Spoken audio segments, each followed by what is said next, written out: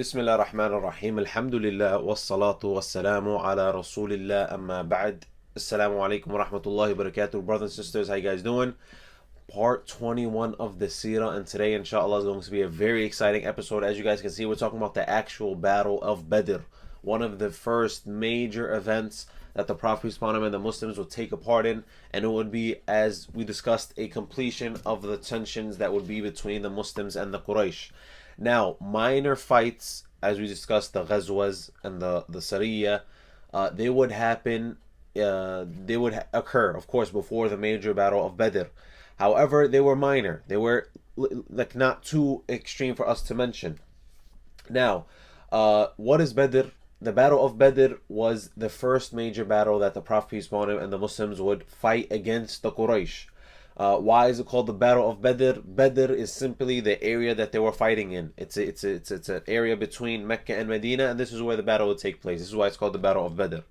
Now, included in the minor fights that I mentioned, the Ghazawat and the Saraya, the Prophet peace upon him would take part in a Ghazwa called the Ushayrah.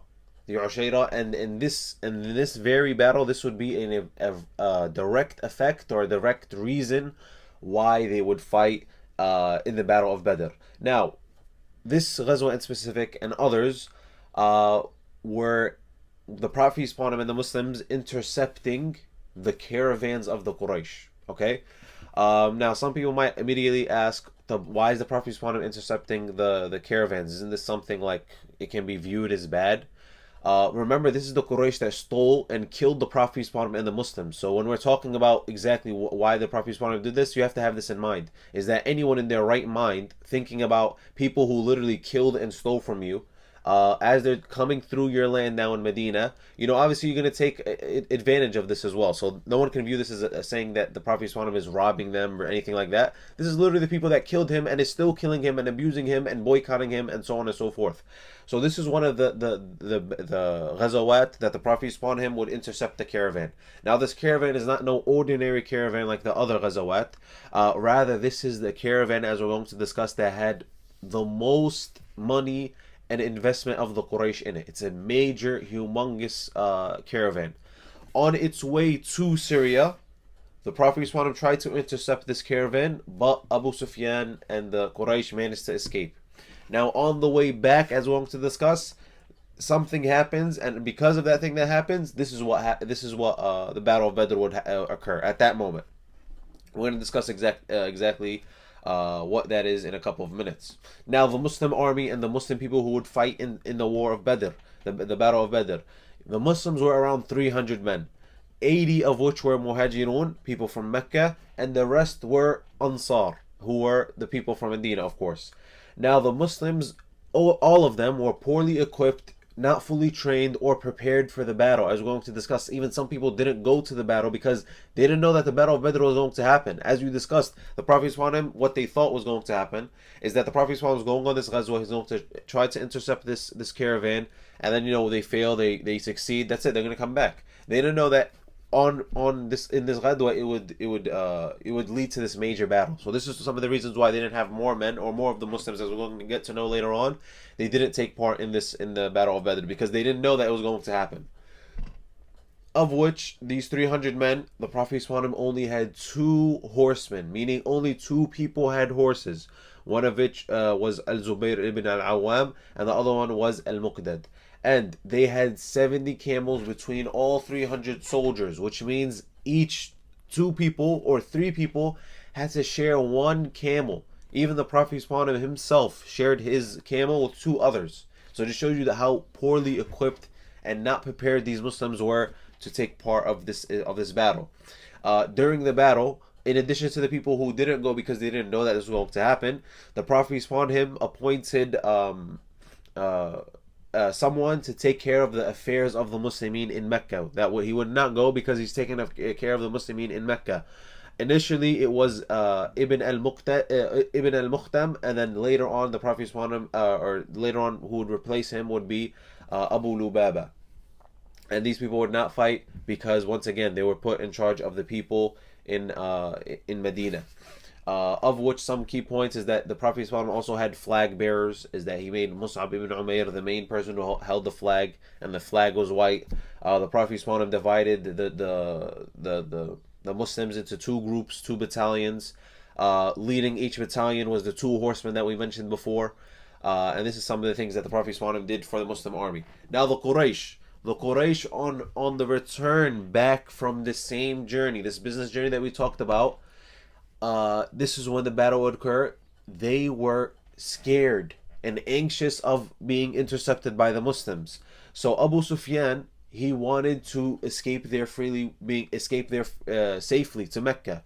So what he would do, he would send a messenger. He would send someone to go warn and tell the Quraysh in Mecca to come help me bring this caravan back to Mecca safely and peacefully. So I need my help.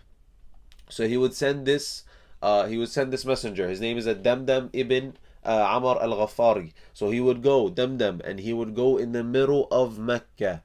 And he needed to get the attention of the people very quickly. So what would he do? He would go in front of the Kaaba, get off of his camel, tear off his shirt, and cut off the ears and the nose of this camel, making an amazing sight. Like, obviously, you're seeing this, you're like, what is going on? And he started screaming at the top of his lungs, help, help, O Quraysh, your merchandise, it is with Abu Sufyan, and the caravan is being intercepted by Muhammad and his companions. Help, help. Upon seeing this and upon hearing this, the Quraysh, they immediately rushed and gathered all their supplies, all their allies, all their forces, all their strength in order to go attack the Prophet and defend Abu Sufyan and defend their caravan and even wipe out the Muslims, because they also, as one gets to know, they wanted to take this advantage to, we have all these people, we have all these supplies, let's wipe out the Muslimin, let's wipe out Islam. So, the one key person that would not take part in the Battle of Badr would be Abu Lahab. In fact, he had someone who owed him money, and he told this person who owed him money, I will forgive you of the money that you owe me if you go fight on my behalf in the Battle of Badr. Which shows you Abu Lahab, his cowardness, that he did not want to fight in the Battle of Badr. Anyways, of the Quraysh's full army, in the beginning, they had 1,300 soldiers, 1,300 soldiers ready to fight. However, as we're going to get to know in a later event before the battle, that 1,300 will be decreased to 1,000 soldiers for the Quraysh. But we're going to discuss exactly what happened later on.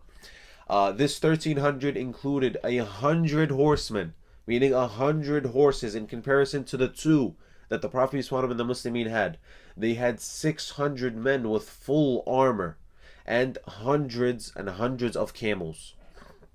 The Quraysh were burning with anger and burning with jealousy and burning with this hate towards the Muslimin, and upon seeing their power and their number, they were of course thinking and confident that they were going to win and wipe out the Muslimin. Now, on the way towards Badr, this Quraysh army is marching towards Badr, and we discussed what Badr was. Another message comes from Abu Sufyan. And this time Abu Sufyan is saying that he has managed to escape the Muslims once again, and he is going to make it safely to Mecca with his caravan. So he's telling them there's no need for you to continue, go back home, there's no need for us to fight, so on and so forth. So people of the Quraysh, they start considering, let's just go home. Let's not stay here. Why should we put ourselves at risk? Let's go home, and we have nothing to fight for. However, Abu Jahl once again, confidently and pridefully and arrogantly, he plans against the Muslimin, as we've seen many times before, and he starts instigating and feeding hate into the Quraysh's and this army's hearts, and telling them, that's it, we have the army, we have the resources, we have the power, we have the weapons, let's go wipe out Muhammad and his companions. Let's take these guys out. Let's show them and all the people of Arabia that we have dominance and we have power over Arabia, that we are number one. This is what he's saying. Most of the people, they stayed and followed Abu Jahl because they liked his plan. However, as we discussed before, 300 people would say, let's say we're going home, we have no reason to fight. So this is why the 1,300, the initial 1,300 will be decreased to 1,000. Now, pre-battle, what would happen in right before the battle that would happen?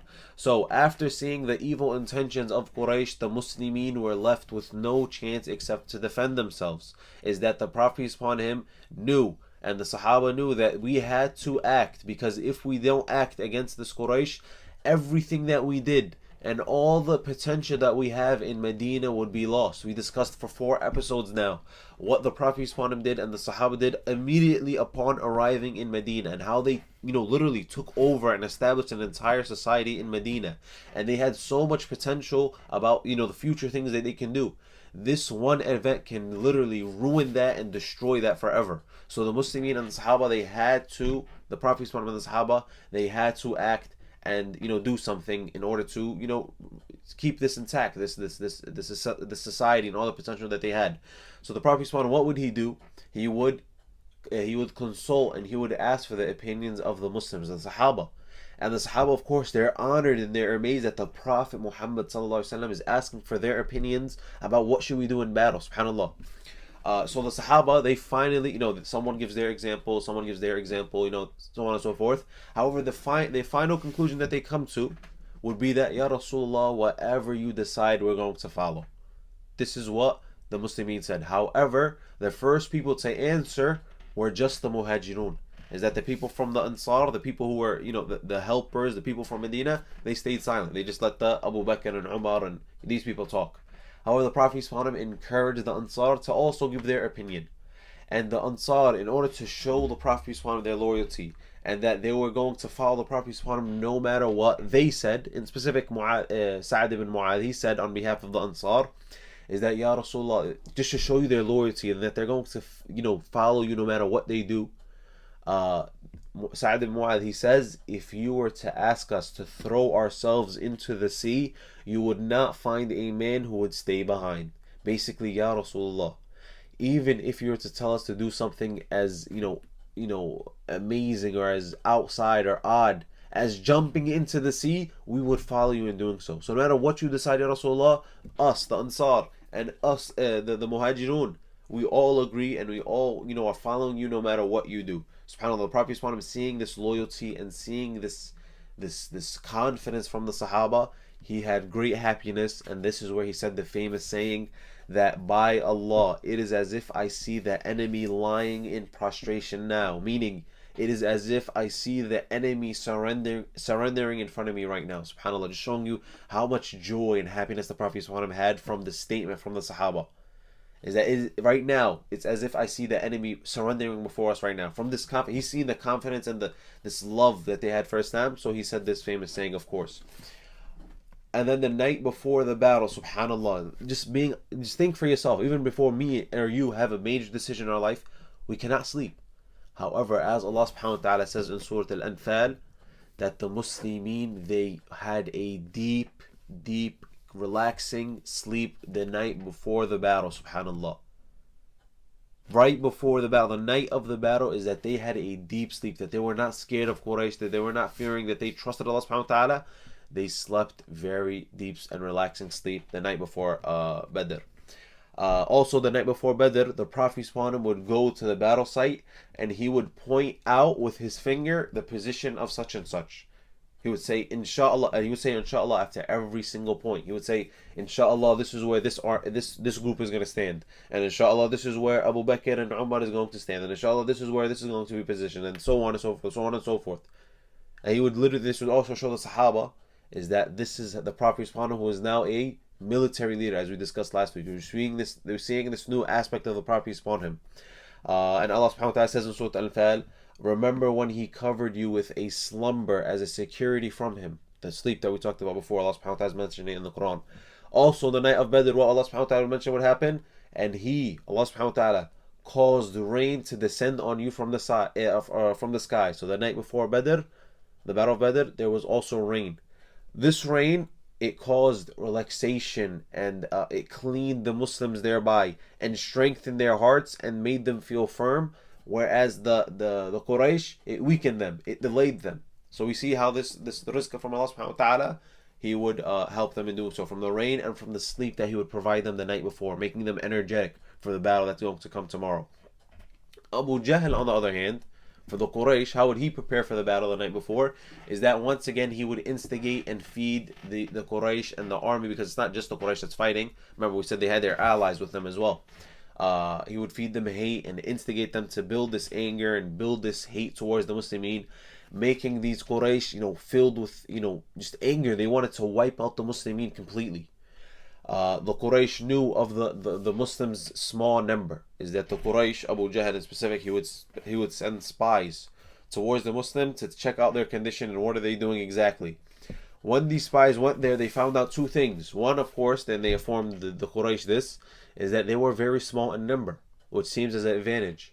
But also through this, they seen the Muslims' confidence and their will and their love for Islam. Is that we, the Quraysh, we're fighting for money, we're fighting for pride, we're fighting for things that really are baseless. However, the Muslims are dying and they're going to fight and they're going to whatever happens to them is going to happen to them solely for the sake of Allah subhanahu wa ta'ala. That's what they're fighting for, which showed them their confidence and their bravery and so on and so forth. Now the battle itself.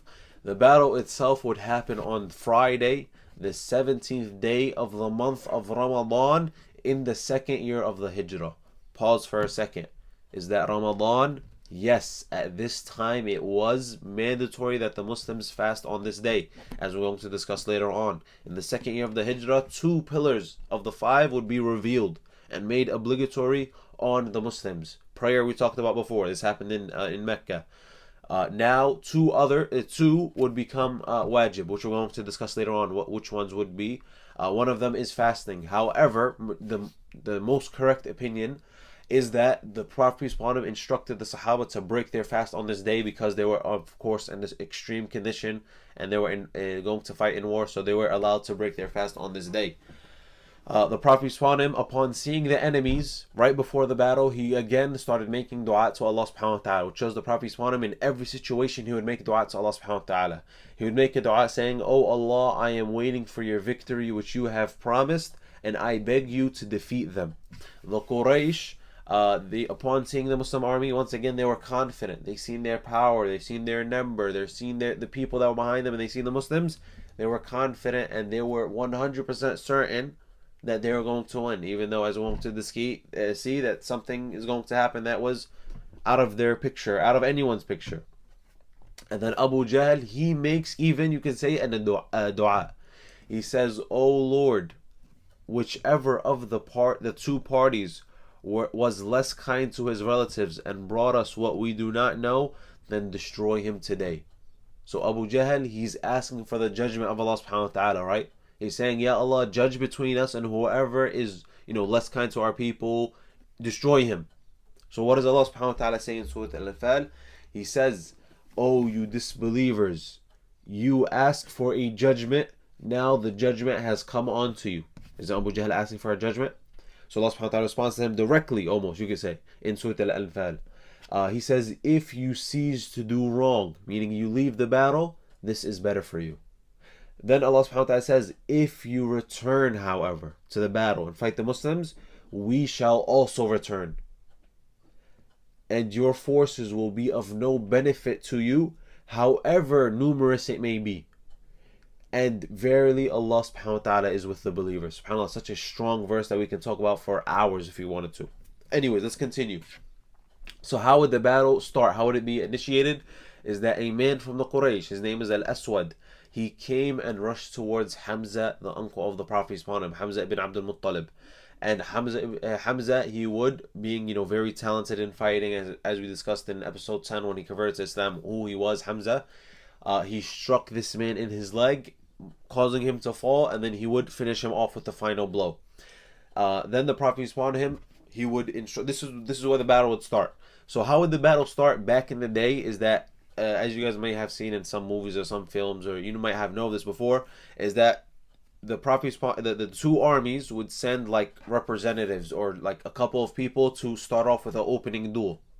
So like as the two armies are watching, a couple of people come and they start having a duel in front of the entire army. So the Prophet would initially send 3 people to duel against the Quraysh, and these 3 duels would go by very quickly, each resulting in a Muslim victory in these 3 duels. Very rapidly they would finish him off. It would finish the opponent off. Of the 3 men, Ali ibn Abi Talib, he would kill Al-Walid ibn Utbah. Hamza, the second person, would kill Shayba ibn Rabi'ah, and Ubaidah, he would fight against Utbah ibn Rabi'ah. Now Ubaidah, when he's fighting, his leg gets chopped off. So before he falls and Utbah kills him, Hamza ibn Abi Talib, Hamza ibn Abdul Muttalib, he comes and he cuts the head off of Utbah, resulting in once again another Muslim victory. Upon seeing this, of course the Muslims are so fast, they defeated them, and then more representatives would be sent, and the Muslims of course would win that as well, these small duels. By the way, Ubaidah, he would die a few days later because of this wound in his leg. But the Muslimin, at this time they would be dominating and winning every single one of these feuds, every single one of these small combats. The Quraysh, upon seeing this, that's it, they couldn't be patient anymore. So they immediately started to charge against the Prophet and the Muslimin, going to wipe them out completely. The Prophet instructed the Muslimin, and the Muslims stayed in their positions patiently waiting. Now, as they're waiting, the Prophet once again, he makes dua. He makes dua to Allah subhanahu wa ta'ala, this time raising his hands very high and crying out to Allah subhanahu wa ta'ala. So much so that Abu Bakr, he comes and he tells the Prophet upon him, Ya Rasulullah, O Prophet of Allah subhanahu wa ta'ala, you have cried out enough to your Lord, he will surely fulfill what he has promised. And once again, as the enemies are charging against them, they're standing there patiently. And by them standing patiently like this in this row, they have a defensive tactic advantage, if you want, is that they're waiting for the perfect moment to charge. And as Abu Bakr said, Allah subhanahu wa ta'ala is going to help you. And how would Allah subhanahu wa ta'ala help the Muslimin in the Battle of Badr? Allah subhanahu wa ta'ala again tells us in Surah Al-Anfal exactly how he would help the Sahaba and the Muslimin. One is, as he mentions in the verse, I will help you with 1,000 angels, each in succession of each other. As Allah subhanahu wa ta'ala would send 1,000 angels, and of course these angels are not going to be physically seen by the Quraysh or the Muslimin. Fighting, Allah subhanahu wa ta'ala is going to send these 1,000 angels to fight with you against the enemy.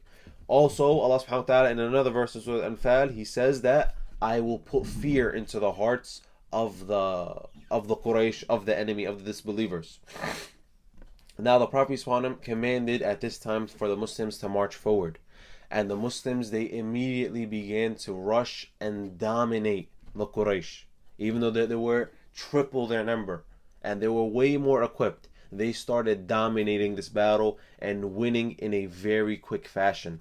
Of them, the people that would die of the Quraysh would be the biggest names and the biggest of chiefs in Mecca, of which we have the story of Abu Jahl. And Abu Jahl, Abdurrahman ibn Auf, he explains the story to us. He says, as he's in the middle of fighting, 2 young boys come up to him and ask him, who and where is Abu Jahl? He asked them why. They said, because we have a strong desire to fight him and kill him because of all the things that they heard about him, about how he used to cause distress to the Prophet and the Muslims. They wanted to kill him, 2 young boys. So then he shows them which one is Abu Jahl. So both of them rush towards Abu Jahl, and within moments both of them swing their sword and both of them simultaneously strike Abu Jahl with a heavy blow, causing his death, killing him from this blow. And then after the battle, the Prophet would say that both these 2 boys would be responsible for the death of Abu Jahl. 2 young boys would kill Abu Jahl. These 2 boys are none other than, they're called the 2 Mu'adhs. They are called the 2 Mu'adhs. One of them is Mu'adh ibn Amr. The second one, Mu'adh ibn Afra', he would later be killed in the same battle. And the Muslims in general, they were all energetic and they were all enthusiastic as the 2 Mu'adhs, because what was on their mind is that we are fighting for Allah subhanahu wa ta'ala, and even if we happen to die, we died in the sake of Allah subhanahu wa ta'ala, we are going to be rewarded with Jannah. So this is what gave them enthusiasm and energy throughout the entire battle. Now going back to Abu Jahl, yes, I did say that the 2 Mu'adhs were responsible for his death. However, Abdullah ibn Mas'ud, he's walking and he sees Abu Jahl lying down and he is breathing his last breaths. And even during his last breath, he is cursing and mocking the Prophet peace upon him and the Sahaba, and Abdullah ibn Mas'ud in specific. So Abdullah ibn Mas'ud, he strikes and he kills Abu Jahl, and the Prophet peace upon him, upon seeing Abu Jahl, he says, this is the Fir'aun of this ummah. This is Fir'aun, showing you the evilness of Abu Jahl. This is not a contradiction, or this is not anything okay, we said that the two Mu'adhs killed Abu Jahl. How is Abdullah ibn Mas'ud? He's the one who literally took him. Is because even if Abdullah ibn Mas'ud didn't cut off his neck, didn't cut off his head, he would have still died from the heavy blows of the two Mu'adhs. The two Mu'adhs, they were responsible for the death. Anyways, that's just a side point. Key points of the battle that we don't have too much time to discuss in detail is that the Prophet didn't kill all the men of Quraysh that were in the battle, because he knew that there were people there who were forced to fight, that they didn't want to fight against the Prophet or the Muslimin, but they were forced by the Quraysh and the chiefs of Mecca to fight against them, so he didn't kill them. In addition, is that during the battle, one of the Sahaba, his name is Ukasha, his sword broke during the battle. So the Prophet gave him a piece of wood and he told him to shake it. So when Ukasha shook this piece of wood, it became a strong weapon. It became a strong sword, and he would use the sword until his death in many battles and many ghazawat. So just showing you the amazing miracle from the Prophet upon him. Another key point is that the Sahaba would have family ties on the other side, obviously, of which you had Abu Bakr, who had his son, Umar, who had his uncle, Umayr, who had his brother on the side of the enemies, but they of course favored the Muslimin and their Muslim brothers over their blood family, which is a key point, which shows you that their priorities were in check. Now, after the battle, of course, we have the Muslim victory by a large margin. It was a decisive victory from the Muslimin, and the Quraysh were embarrassingly humiliated in this loss. Only 14 Muslims in the Battle of Badr were killed, whereas 70 from the side of Quraysh were killed, and almost the same number were imprisoned by the Muslims. We're going to discuss what does this exactly mean. What does it mean when the Muslims imprisoned others? So you had 70 who were killed from the Quraysh, and around 70 who were imprisoned by the Muslims from the Quraysh as well. The Quraysh in Mecca, upon hearing this news, they were shocked and they were confused. Of which you have Abu Lahab. Abu Lahab, who didn't take part in Badr, when he heard this news, he lost it. And the Muslims that were in Mecca, that were held captive, as we discussed a long time ago, is that there were some Muslims that were held captive in Mecca. He began abusing and hitting them and attacking them. Then a Muslim woman, al-Fadl, she comes to Abu Lahab as he's attacking one of the people, and she hits him in his head with a piece of, a log or a pole, something, a object. She strikes him in the head, and this very wound or this very hit would be the result of Abu Lahab's death 7 days later. Is that an ulcer, an infection from the wound would develop on the site of the wound, and he would die 7 days later. And Abu Lahab would not be buried until 3 days after his death. And his sons, out of fear of humiliation or rumors to be spread, is that they buried Abu Lahab far, far, far away, and from a distance they began throwing stones at him to cover his body. This is how Abu Lahab would die, in such an embarrassing and humiliating way. Now, the Jews and the hypocrites in Medina would spread false news to the people of Medina, the Muslimin there, that the Prophet upon him has died, that the Prophet upon him has been killed. However, shortly the Muslims and the Quran and everyone in Medina would be told the true news. And upon the Muslimin hearing the true news of the victory of the Muslims, they began screaming at the top of their lung, Alhamdoilah and Subhanallah, glorifying and thanking Allah subhanahu wa ta'ala for this victory. Is because they were anxious and they were like on their toes because of this battle. And Alhamdulillah, through this decision, through this victory, it brought them great relaxation and great relief.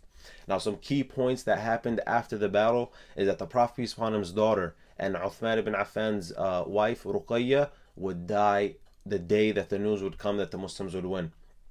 Another key point of the Battle of Badr or after Badr is the Surah Al-Anfal, the 8th chapter in the Quran would be revealed, and it would teach us many things about the battle, events in the battle, and many wisdoms and lessons that we can learn in our religion from this. The first verse is about the war booty, the spoils of war. What should we do with it? Allah subhanahu wa ta'ala addresses that exactly. What should we do with the war? And exactly what the Prophet did is that the Prophet also equally distributed it amongst the Muslim soldiers. Also, we learn of important things of the battle, of which how Allah subhanahu wa ta'ala sent the angels and He helped the Muslims, of which we see how Allah subhanahu wa ta'ala told them what to do with the spoils of war, as we discussed before, of which we learn the Islamic perspective of war and what Islam says about war and how it is different from everyone else's concept of war. In addition, we learn what is the prisoner of war and how to deal with them. What should we do with them? What is the concept of imprisoning people through war? We also learned the concept that that Islam is not just a theology, something that I believe and say I believe in Allah subhanahu wa ta'ala, cause that's it, but how it's in a complete way of life and it tells me what to do in every single walk of life. Subhanallah.